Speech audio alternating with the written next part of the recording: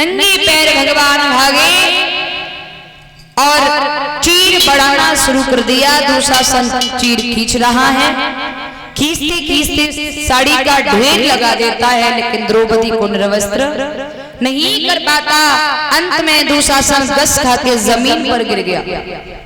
दुर्योधन कहने लगा, भैया दुशासन, अरे क्या हुआ? उठ करके खड़े हो और इसकी साड़ी को उतारो। लेकिन भैया दुशासन की कहा औकात थी जो दोबारा से द्रौपदी के चीर से हाथ लगा लेता। दोबारा नहीं उठ पाया। दुर्योधन समझ गया इसका कोई रक्षक आ गया है। भैया जुआ में एक शर्त और रखी गई थी कि जो हारेगा उसे 12 वर्ष वनवास और 13वें साल अज्ञातवास भी होगा।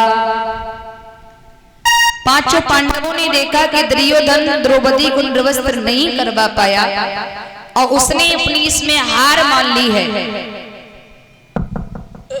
तो भीम खड़े हो गए। भीम कहने लगे, दुर्योधन, द्रौपदी को तूने निर्वस्त्र कराने का संकल्प लिया था, लेकिन तेरा संकल्प मिथ्या चला गया। आज हम संकल्प लेते हैं कि जिस गंगा पर तूने द्रौपदी को निर्वस्त्र करके बिठाने का संकल्प किया था, एक दिन में अपनी गदा से उस गंगा को तोड़ूंगा। इतना कहकर के पांचों पांडव द्रौपदी को साथ में लेकर 12 बरस वनवास चले गए। 12 बरस वनवास ही कांडिल वन में व्यतीत करते हैं, जहां पर दुर्योधन के बहनोई जयद्रथ ने मैया द्रौपदी का अपहरण किया था और एक 13वें साल अज्ञातवास विराट नगरी के राजा कमल नयन के यहाँ रहते हैं, रुके हैं। कमल नयन, जहां पर कमल नयन के साले कीचक ने मैया द्रौपदी को परेशान किया था, जहां पर कीचक का भीम ने वध किया था।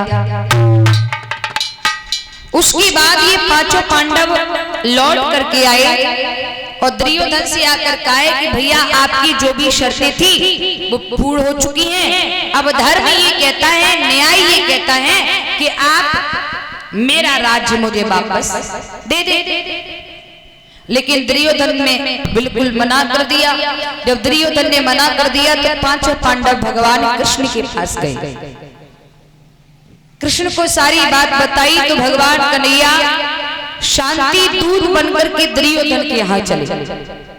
दुर्योधन को मालूम पड़ा कि कृष्ण हमारे यहाँ शांति दूत बन के आ रहा है, तो दुर्योधन ने कृष्ण को खिलाने के लिए 56 प्रकार के व्यंजन बनवाए। लेकिन उन व्यंजनों में कपट है। कपट कैसा कि कन्हैया में अन्न खाएगो तो अस नहीं बेबस मेरी तो बजानी पड़ेगी। भगवान कृष्ण आए। जब विदुर जी को मालूम पड़ा कि कृष्ण शांति दूत बनकर के दुर्योधन के यहाँ आ रहे हैं, तो विदुर जी भी भगवान के दर्शन करने आए। भगवान आए, आकर के दुर्योधन से कहा कि भैया आपकी जो भी शर्तें थी पूर्ण हो चुकी हैं। अब न्याय ये कहता है, धर्म ये कहता है कि आप वो 5 पांडव हैं उनका राज्य वापस दे दो। अगर ये राज्य नहीं दे पाओ तो वो 5 पांडव हैं, केवल उन्हें 5 गांव दे दो, तामे उनको गुजारो है जावे। लेकिन दुर्योधन कहने लगा, सुइच ग्रीव निवदाश्यामी बिना युद्धेन केशवा, हे केशव बिना युद्ध के मैं सुई की नोक के बराबर भी जगह देने वाला नहीं हूं। सुई की नोक के बराबर भी जगह नहीं देने वाला। तब तक धृतराष्ट्र बोल पड़े, अरे कृष्ण, ये भाई भाई का झगड़ा है, आप बीच में क्यों बोल रहे हो? देखो आपके सम्मान के लिए मेरे पुत्र ने कितने व्यंजन बनवाए हैं, इन्हें पालो। भगवान हंस करके कहने लगे, दादा आन नहीं, आदर नहीं, नैनन नहीं, स्नेह और तुलसी बहा न जाइए चाहे कंचन बरसे। भगवान कहते हैं, दादा व्यक्ति को भोजन 2 शर्तों पर करना चाहिए। बोले क्या?